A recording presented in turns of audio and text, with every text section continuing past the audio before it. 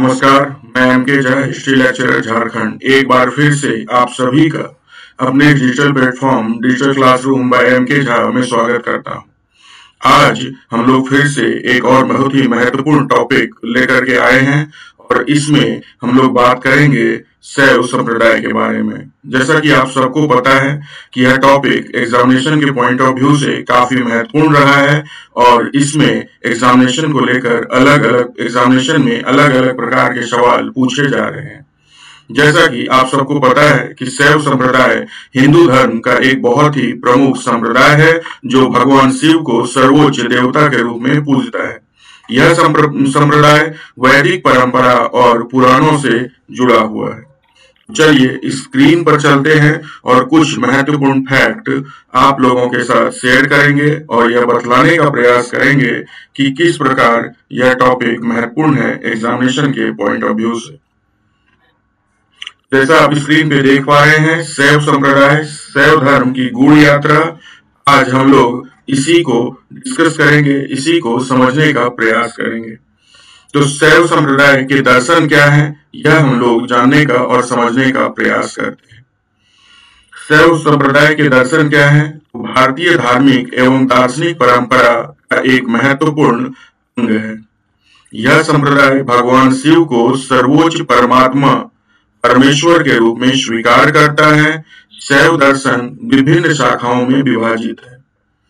लेकिन इसका मूल स्वरूप एक ही है, शिव को सर्वशक्तिमान, सर्वज्ञ और मोक्षदाता के रूप में मानना। आगे जब हम लोग अगले स्लाइड पर चलेंगे तो कुछ और महत्वपूर्ण फैक्ट को देखेंगे, समझेंगे। उससे पहले हम लोग बात करते हैं शैव संप्रदाय के उद्भव के बारे में। कोई भी संप्रदाय कितना पुराना है, इसका पता हम लोगों को अलग अलग साक्ष्यों के आधार पर पता चलता है। अगर शैव संप्रदाय की बात करें तो इसका इतिहास सिंधु घाटी सभ्यता से जुड़ता हुआ दिखलाई देता है। जैसा कि आप सबको पता है कि सिंधु घाटी सभ्यता में एक बहुत ही महत्वपूर्ण मुहर लोगों को मिली थी और यह मुहर में जो आकृति है, इस आकृति को आदि शिव या प्रोटो शिवा कहा गया है। कुछ इतिहासकार इसे पशुपति के नाम से भी संबोधित करते हैं।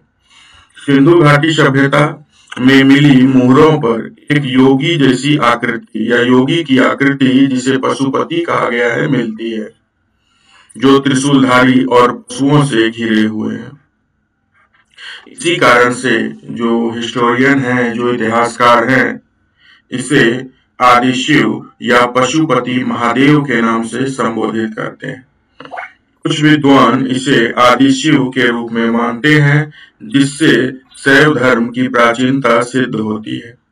हड़प्पा काल में लिंग और योनि जैसे आकृतियां भी मिली हैं, जो शिव की प्रतीकात्मक पूजा से जुड़ी हो सकती है। तो इस तरह से जो शैव संप्रदाय है, इसका आरंभ हमें प्रागैतिहासिक काल एवं सिंधु घाटी सभ्यता से जुड़ता हुआ दिखलाई देता है। आगे हम लोग अगर बात करें वैदिक सभ्यता में शिव को क्या स्थान प्राप्त था, किस प्रकार के उल्लेख हम लोगों को देखने को मिलते हैं।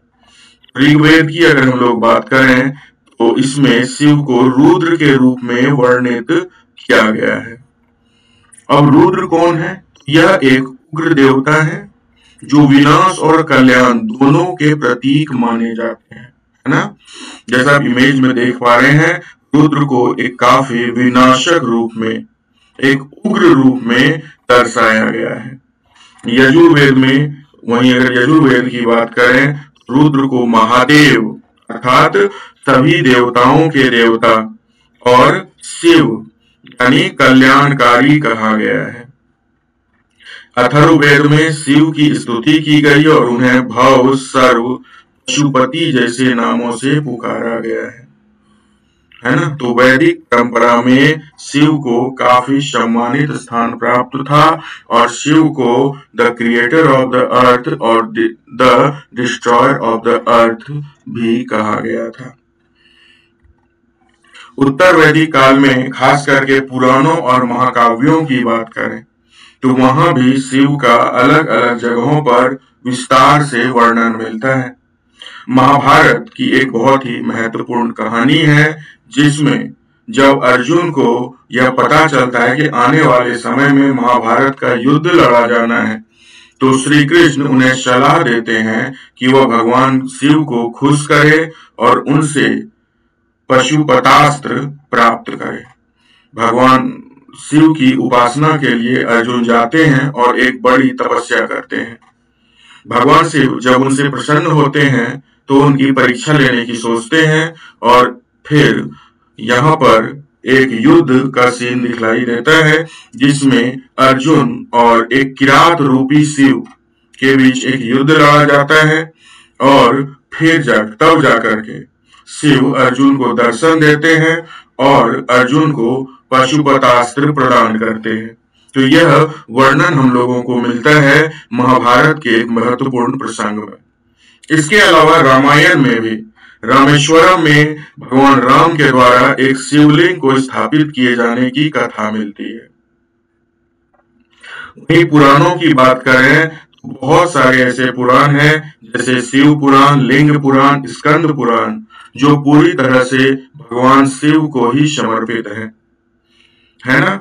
वहीं पुराणों में जो त्रिदेव का संकल्पना है, उसमें शिव को सबसे महान बताया गया, अर्थात ब्रह्मा, विष्णु और महेश में शिव को, महेश को सर्वोच्च स्थान दिया गया है। जैसा कि मैंने बताया, शिव पुराण, लिंग पुराण, स्कंद पुराण में शैव दर्शन का विस्तृत वर्णन मिलता है। मध्यकालीन भक्ति आंदोलन और शैव संत, अब हम लोग इस टॉपिक को डिस्कस करेंगे। 6वीं से 12वीं शताब्दी में दक्षिण भारत में 63 महत्वपूर्ण नैनार संतों का उल्लेख हम लोगों को मिलता है और इन्होंने दक्षिण भारत में मजबूती के साथ शैव संप्रदाय को कह सकते हो वहां पे आगे बढ़ाया। शैव संप्रदाय को दक्षिण भारत में स्थापित करने का श्रेय इन्हीं 63 नैनार संतों को जाता है। वहीं कश्मीर में शैव दर्शन को स्थापित करने का श्रेय 8वीं से 12वीं शताब्दी में वसुगुप्त और अभिनव गुप्त जैसे आचार्यों को जाता है, जिन्होंने प्रत्यभिज्ञा दर्शन की स्थापना की। आगे हम लोग प्रत्यभिज्ञा दर्शन क्या है यह आपको लोगों को बतलाएंगे। इसका अर्थ होता है जो समस्त संसार है वह शिव पर ही निर्भर है, समस्त संसार ही शिव है या शिव ही समस्त संसार है। 12वीं शताब्दी में बाशव ने वीर शैव या लिंगायत परंपरा शुरू की, जो सामाजिक समानता पर जोर देते हैं। आगे हम इन सभी संप्रदायों को डिटेल से जानेंगे, समझने का प्रयास करेंगे। तो आप देख पा रहे हैं कि एग्जामिनेशन के दृष्टिकोण से यह टॉपिक कितना अधिक महत्वपूर्ण है। अलग अलग परीक्षाओं में, चाहे किसी भी लेवल का परीक्षा हो, उनमें इस शैव संप्रदाय से प्रश्न पूछे जाने की परंपरा रही है या एक ट्रेडिशन रहा है। जो भी एग्जामिनर होते हैं वह इस टॉपिक से अलग अलग समय में सवाल बनाकर पूछते रहे हैं। तो आप सभी से यह दरख्वास्त है कि आप इस टॉपिक को बहुत ही बेहतर तरीके से समझें, बहुत ही बेहतर तरीके से पढ़ें और एग्जामिनेशन में अच्छा परफॉर्मेंस करें। शैव संप्रदाय के कुछ महत्वपूर्ण उप संप्रदाय हैं, इसको हम लोग अब देख लेते हैं एक नजर में।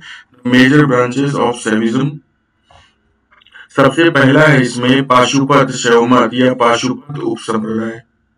यह 2री से 8वीं शताब्दी ईसा पूर्व में भारत में फला फूला था।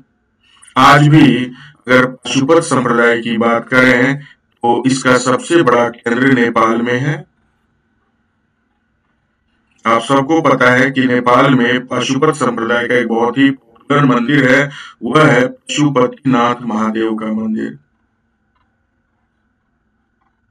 है ना, पशुपतिनाथ मंदिर। और यह कहाँ पे है? यह नेपाल में है और यह पशुपत संप्रदाय का एक बहुत ही महत्वपूर्ण केंद्र माना जाता है। अगर पाशुपत संप्रदाय की बात करें तो पाशुपत संप्रदाय जो फाउंडर था वो कौन था?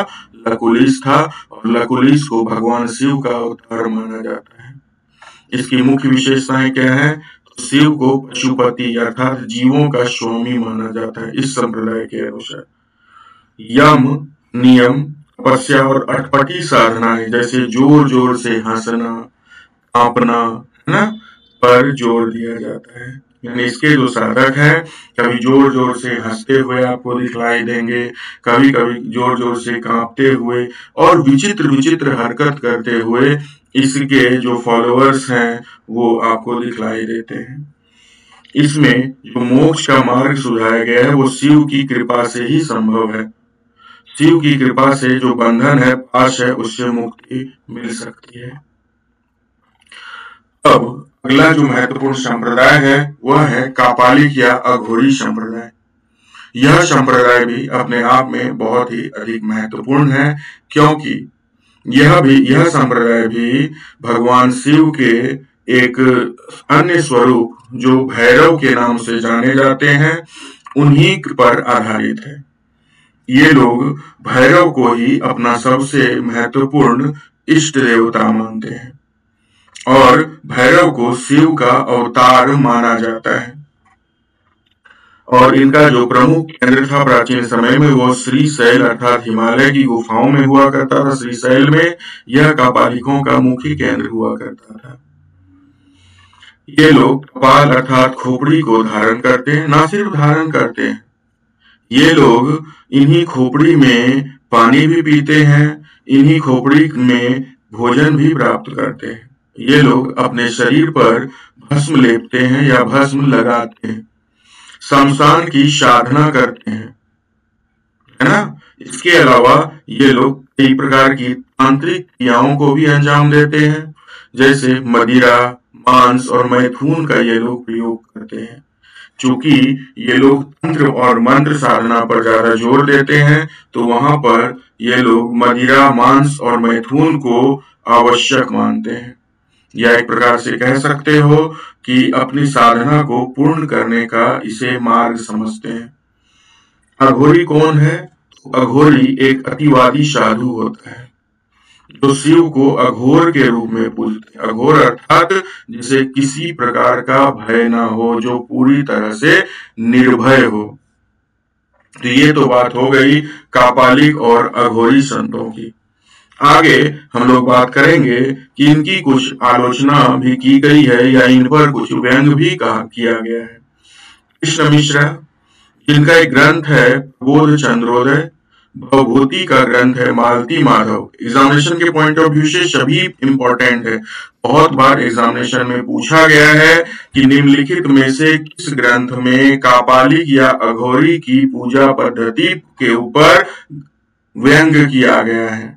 तो ये कुछ महत्वपूर्ण ग्रंथ है जिसके द्वारा या जिसमें कापालिक या अघोरी लोगों पर व्यंग किया गया है, इनके जो क्रिया पद्धति है उन पर व्यंग किया गया है। इसके अलावा हाल की एक पुस्तक है गाथा सप्तशती और इसमें कापालिकों के क्रिया पद्धति पर व्यंग किया गया है। कापालिकों के, है ना, क्रिया पद्धति पर व्यंग किया गया है। यह भी बहुत ही महत्वपूर्ण है और इसको आप लोग याद रख सकते हो। आगे बढ़ते हैं। अब हम लोग बात करेंगे कश्मीर के शैव दर्शन की। आप लोगों ने एक नाम सुना होगा, अभिनव गुप्त का, बहुत ही महान आचार्य रहे हैं कश्मीर शैव दर्शन के।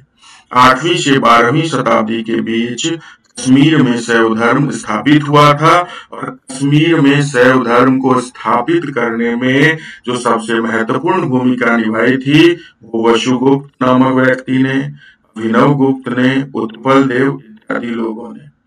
इनका मुख्य सिद्धांत क्या है? प्रत्यभिज्ञा दर्शन। शुरुआत में भी मैंने बताया था कि प्रत्यभिज्ञा दर्शन क्या है, तो जीव और शिव एक ही है, केवल अज्ञानता ही वह चीज है जो हम जीव और शिव को अलग मान बैठते हैं। अगर हम ज्ञान की प्राप्ति कर लें तो हमें एक जीव में कोई भी एक सामान्य सा जीव जंतु हो या एक शिव हो, इन दोनों में किसी भी प्रकार का फर्क नहीं है ना। जो शिवोहम की संकल्पना है वो प्रत्यभिज्ञा दर्शन का ही देन है है ना, कि हर व्यक्ति के अंदर शिव है, हम ही शिव हैं, हम स्वयं कौन है, शिव हैं। यह दर्शन हमें कश्मीर के शैव दर्शन प्रत्यभिज्ञा दर्शन में दिखलाई देता है। और अगला है स्पंद सिद्धांत, अर्थात समस्त सृष्टि शिव की क्रिया या स्पंदन है ना, शिव के द्वारा की गई एक्टिविटी ही हम लोग हैं। शिव जो क्रिया करते हैं उसी के आधार पे संपूर्ण ब्रह्मांड है वह चलता है। योग और मंत्र साधना पर इसमें बल दिया गया है। आगे बात करें तो यह सिद्धांत जो कश्मीर का शैव दर्शन है वह अद्वैतवादी एकत्ववादी है, यानी कि ये ज्यादा फोकस किस पर देते हैं, ये ज्यादा फोकस देते हैं शिव पर। शिव को चेतन ब्रह्म माना गया है ना, इसमें शिव को चेतन ब्रह्म माना गया है, महादेव को, है ना, शिव को चेतन ब्रह्म माना गया है। विश्व को शिव की शक्ति का ही विस्तार माना गया है। शिव ने शक्ति को प्रकट किया और उसी शक्ति का विस्तार संपूर्ण ब्रह्मांड संपूर्ण विश्व को माना गया है। अगला है नाथ संप्रदाय, है ना, जो उत्तर प्रदेश के वर्तमान मुख्यमंत्री हैं, आप सबको पता है, वह नाथ संप्रदाय से ही आते हैं, है ना। 9वीं से 12वीं शताब्दी के बीच, है ना, मत्स्येंद्र नाथ और उसके बाद गोरखनाथ ने इस संप्रदाय को मजबूत बनाया, स्थापित किया, और इसका जो प्रमुख केंद्र है आज वर्तमान में गोरखपुर है ना। गोरखपुर कहाँ पे, उत्तर प्रदेश में। इसका जो मुख्य विशेषता है वो है हठ योग, कुंडलिनी जागरण, है ना, योग के माध्यम से, और शरीर को अमर बनाने की साधना, अखंड ज्योति अर्थात अनश्वर शिव की उपासना करना, 9 नाथ और 84 सिद्धों की परंपरा इसके यहाँ रही है। यानी जो नाथ संप्रदाय है उसमें 9 महान, आप कह सकते हो, नाथ माने गए और ये सभी शिव के ही रूप माने जाते हैं, और 84 सिद्ध पुरुष की संकल्पना यहाँ पर मानी गई है। अगला है वीराशैव या लिंगायत संप्रदाय, 12वीं शताब्दी में कर्नाटक में स्थापित हुआ, और इसके जो संस्थापक थे उन्हीं का यहाँ पे इमेज है, वो थे बाशवन्ना, है ना। इसके अलावा अल्लम प्रभु और अक्का महादेवी बहुत ही महत्वपूर्ण है, एग्जामिनेशन में अलग अलग बार इससे सवाल बना है कि महिला वीराशैव कौन है। तो अक्का महादेवी जो है वो एक महिला संत है, महिला कह सकते हो, उपासिका है, और अक्का महादेवी का उल्लेख अलग अलग एग्जामिनेशन में रहा है, और अक्का महादेवी ने शैव संप्रदाय को अलग स्वरूप दिया था। इसके अलावा बसवन्ना जो इनके फाउंडर थे, और अल्लम प्रभु का भी उल्लेख हम लोगों को मिलता है। यह संप्रदाय, जैसा कि आप सबको पता है, जाति व्यवस्था का इन्होंने विरोध किया था और सामाजिक समानता को स्थापित करने पर बल दिया था। ये हमेशा अपने साथ में एक शिवलिंग धारण करते हैं, है ना, ये अपने साथ हमेशा एक शिवलिंग रखते हैं जिसे इष्टलिंग कहा जाता है, यह धारण करते हैं। स्त्री पुरुष की समानता पर इसमें बल दिया जाता है। ये जो संप्रदाय है यह स्त्री और पुरुष को एक समान मानते हैं और भक्तिपूर्ण जीवन अपनाने की ओर प्रेरित करते हैं। इस उप संप्रदाय में लोगों को मरणोपरांत दफनाया जाता है। तो ये भी एक इम्पोर्टेंट फैक्ट है कि कौन सा वह संप्रदाय है जिसमें मरणोपरांत व्यक्ति को जलाया नहीं जाता है, दफनाया जाता है। क्योंकि आप सबको पता है कि जो ज्यादातर हिंदू संप्रदाय हैं, हिंदू धर्म से जुड़े संप्रदाय हैं, उसमें लोगों को पंचतत्व में विलीन करने के लिए अग्नि के माध्यम से जलाया जाता है। लेकिन जो वीर शैव या लिंगायत संप्रदाय के लोग हैं उन्हें मरणोपरांत दफनाए जाने की परंपरा रही है ना। आगे अगर हम लोग बात करें सिद्धार्थ संप्रदाय, यह तमिलनाडु का शैव सिद्धांत है और इसके प्रमुख संत तिरुमूलर और माणिक्यवाचार्य हैं। और इसकी मुख्य विशेषता क्या है? तो शैव सिद्धांत, भक्ति के माध्यम से शिव की कृपा प्राप्त करना, है ना। इसके प्रमुख संत हुए त्रिमूलर और मणिक वाचकर। और ये पति अर्थात शिव, पशु अर्थात जीव, पास बंधन, ये त्रिसिद्धांत पर ये लोग विश्वास करते हैं। पति, पशु और पास। पति अर्थात शिव, पशु अर्थात जीव और पाश अर्थात बंधन। ये आज का हमारा महत्वपूर्ण टॉपिक था शैव संप्रदाय को लेकर के। उम्मीद है यह टॉपिक भी पिछले टॉपिक की तरह आप लोगों को पसंद आया होगा। अगर आप लोगों को टॉपिक में कुछ और जानकारी चाहिए तो आप हमें कमेंट करके बतला सकते हैं। हम कोशिश करेंगे इस टॉपिक को और भी विस्तार के साथ आप लोगों के बीच लेकर के आए। उम्मीद है आप लोगों को यह टॉपिक पसंद आया हो। अगर यह टॉपिक आप लोगों को पसंद लाया, एग्जामिनेशन के पॉइंट ऑफ व्यू से महत्वपूर्ण लगा, तो प्लीज आप लोग इस चैनल को लाइक करिएगा, सब्सक्राइब करिएगा। तो आज के लिए इतना ही। मिलते हैं आप लोगों से अगले वीडियो में। अब हम लोग किसी और महत्वपूर्ण मुद्दे पर, किसी और महत्वपूर्ण टॉपिक पर चर्चा कर रहे होंगे। तब तक के लिए नमस्कार। Have a nice day.